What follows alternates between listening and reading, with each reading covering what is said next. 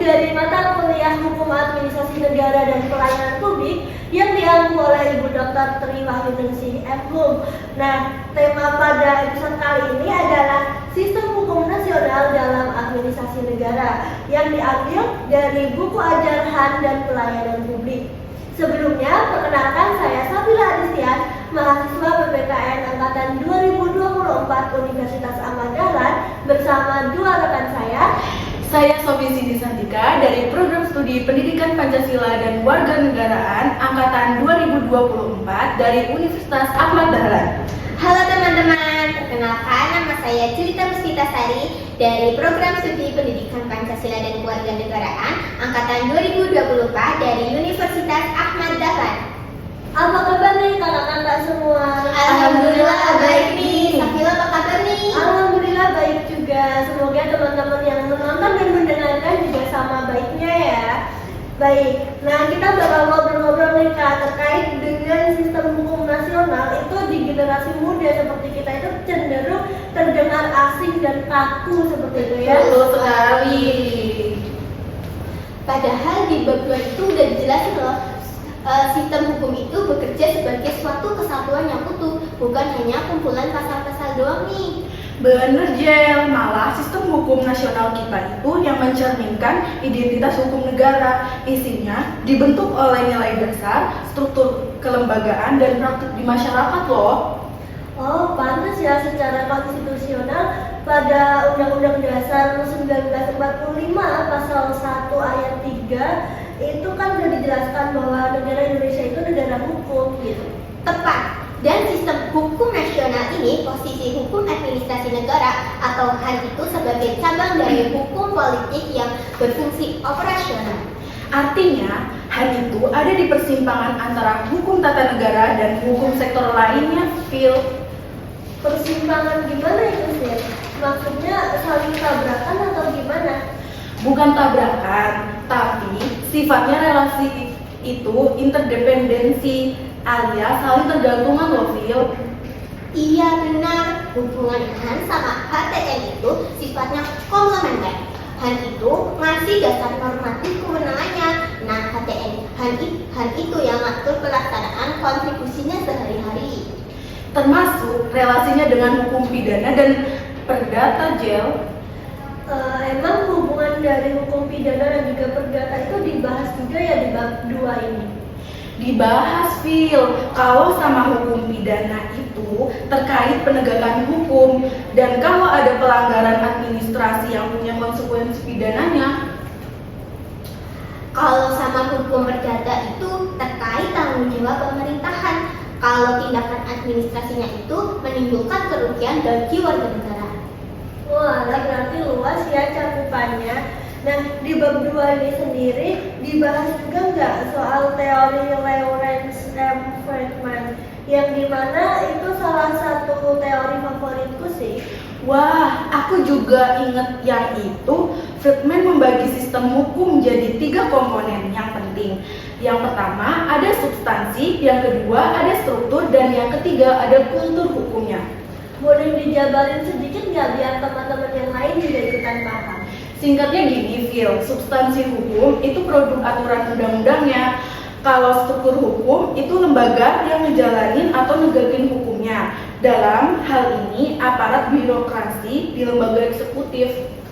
Nah, yang sering kita lupa itu komponen ketiga itu tentang kultural hukum tuh. Ini itu soal sikap, nilai, maupun tingkat kesadaran hukum masyarakat maupun aparat hukumnya nih.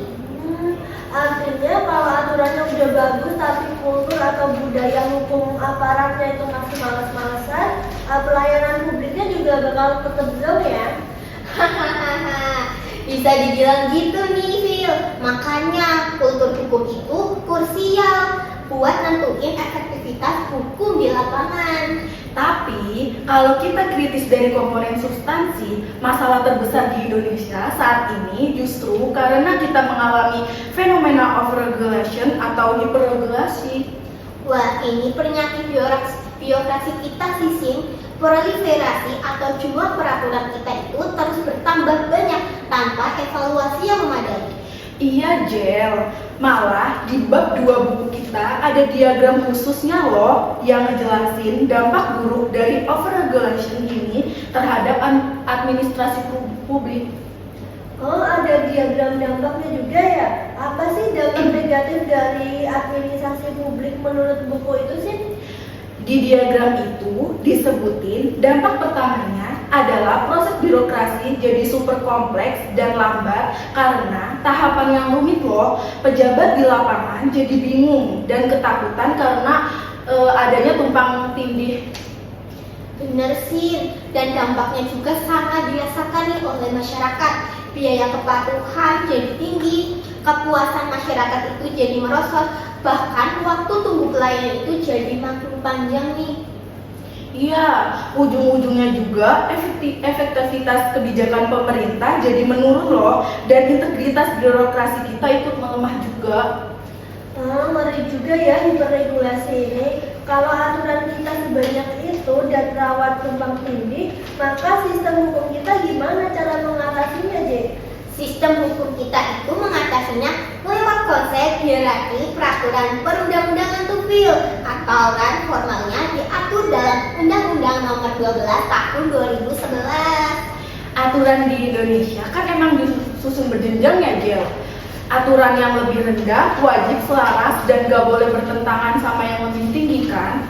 Betul sih, makanya di bab 2 ini dikenalkan 3 asas hukum konflik norma. Pertama itu ada lex superior derogat lex inferior, yaitu peraturan tinggi yang mengalahkan peraturan rendah. Kedua, lex specialis derajat lebih generali, aturan yang khusus mengalahkan yang umum. Dan yang ketiga itu ada lex posterior derogat legi priori, yaitu aturan yang baru mengesampingkan aturan yang lama. Berarti pejabat administrasi itu kalau mau ngambil keputusan harus wajib banget gitu ya memperhatikan hierarki norma dari 3 asas di atas tadi. Sangat wajib, Phil, yaitu ada di pasal 8 ayat 2 Undang-Undang Nomor 30 Tahun 2014, yaitu tentang administrasi pemerintah. Tegas nyebutin kalau pejabat dalam menggunakan wewenang itu wajib berdasarkan peraturan perundang-undangan dan asas hukum pemerintahan yang baik. Maka dari itu, buku kita ngasih solusi strategis lewat reformasi regulasi. Pemerintah dituntut buat ngelakuin penyederhanaan, harmonisasi, dan deregulasi aturan biar birokrasi kita gak gemuk dan kaku loh. Ngomong-ngomong soal fleksibel dan dinamis nih, arah pada saat ini pada administrasi publik di negara kita ini bergerak secara digital juga kan. Jadi banyak instansi yang pakai aplikasi gitu loh. Iya, Phil, di bab 2 ini disebut kalau digitalisasi pemerintah itu mengubah pola interaksi birokrasi kita. Dasarnya itu diatur lewat peraturan Presiden Nomor 95 Tahun 2018 nih tentang SPBE atau Sistem Pemerintahan Berbasis Elektronik. Tapi transformasi menuju digital governance ini juga punya tantangan hukum kontemporer yang berat loh di buku ini. Salah satunya adalah masalah digital atau kesenjangan digital loh. Kesenjangan yang dimaksud itu karena masyarakat belum mampu menerima teknologi ya sih. Iya, Phil, akses internet di Indonesia kan belum merata sempurna kan. Ditambah lagi faktor usia atau kemampuan literasi digital masyarakat kita yang beragam kan. Jadi, kalau pelayanan langsung dialihkan ke digital tanpa kesiapan, rawan memicu diskriminasi pelayanan kan. Belum lagi kalau kita ngomongin tentang soal aspek perlindungan data pribadi dan keamanan siber. Belakangan ini isu kebocoran data dan publik juga lagi sering banget nih dibahas. Nah, kalau dari konsep hukum administrasi negara secara digital sendiri, pertanggungjawabannya gimana tuh kalau misal ada masalah siber di instansi publik seperti itu? Di bab 2 ini ada istilah yang menarik, namanya akuntabilitas algoritmik, yaitu berdasarkan Undang-Undang Informasi dan Transaksi Elektronik.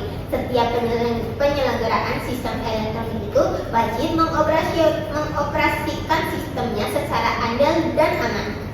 Artinya, keputusan atau pengelolaan data berbasis digital itu tanggung jawab administratifnya tetap melekat penuh pada instansi pemerintah terkait.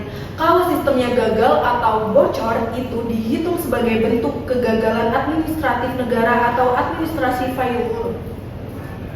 Berarti negara itu nggak cuma beralasan kalau sistemnya lagi error aja ya, karena itu adalah bagian dari kewajiban pelayanan mereka. Betul banget, Phil. Makanya, buat ngadepin situasi darurat atau kondisi lapangan yang berubah cepat sementara aturannya belum ada atau kaku, pejabat dibekali instrumen bernama diskresi atau fresh air management.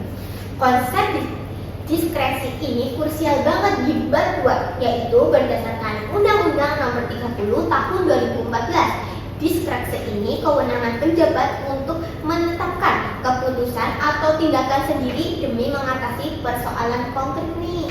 Berarti pejabat itu boleh improvisasi tentang aturan kalau kondisinya mendesak gitu ya. Boleh, Phil, tapi syaratnya penggunaan di pasal 24 itu ketat banget loh. Diskresi nggak boleh bertentangan sama undang-undang, harus objektif, tujuannya demi kemanfaatan umum dilakukan dengan iktikat baik dan harus sesuai AUPD. AUPD itu asas-asas pemerintahan yang baik ya?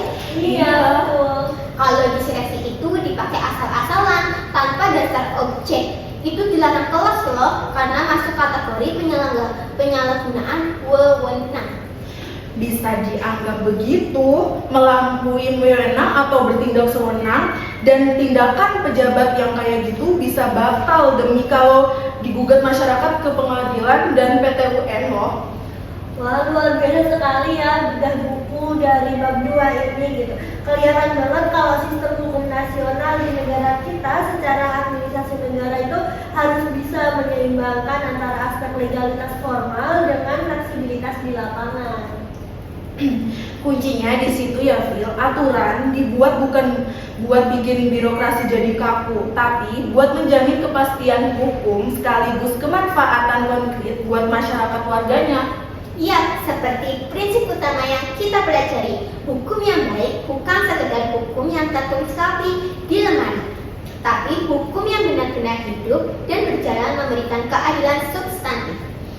Baik, seru sekali nih obrolan dari podcast kita pada episode kali ini mengenai bab 2 yang memberikan banyak sekali pemahaman baru dan lengkap secara terstruktur bagi teman-teman semua yang mendengarkan. Terima kasih sudah mendengarkan diskusi kami pada episode kali ini.